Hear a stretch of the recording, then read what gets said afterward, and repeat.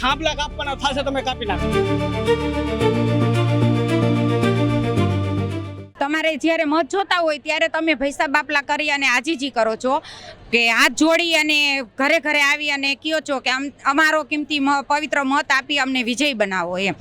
અમે આ ઉપર છાવણી ઉપર બેઠા છીએ તો અત્યારે એ લોકોનું કાંઈ એને દેખાતું નથી અને હવે જો તમારે મત માગવા આવવો હોય તો આ લોકોનું વળતર હક અને ન્યાય તેને વહેલી તકે આપી અને એ લોકોને ઉપવાસ આંદોલન ઉપરથી છૂટા કરો અને એની હક અને ન્યાય વહેલી તકે જે માગણી છે તે પૂરી કરો એવી જગદંબા જગતજનનીના ચરણોમાં પ્રાર્થના। અને જો હવે તમારો કિંમતી મત અને મત જોતો હોય તો આ ગામમાં ક્યારે મત લેવા માટે આવતા।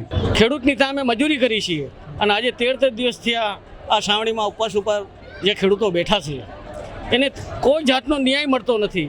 જો એને ન્યાય મળે તો અમને મજૂરી ક્યાંથી મળશે? તો છતાં જો આનો ન્યાય સરકારને અમે નમ્ર વિનંતી કરી છે કે આનો કંઈક નિર્ણય કે ન્યાય કરે અને જો નહીં કરે તો જે ત્રીજો પાઠ શરૂ થશે સરદાર એની સાથે અમે જોડાઈશું। કદાચ થાંભલા કાપવાના થશે તમે કાપી નાખશે।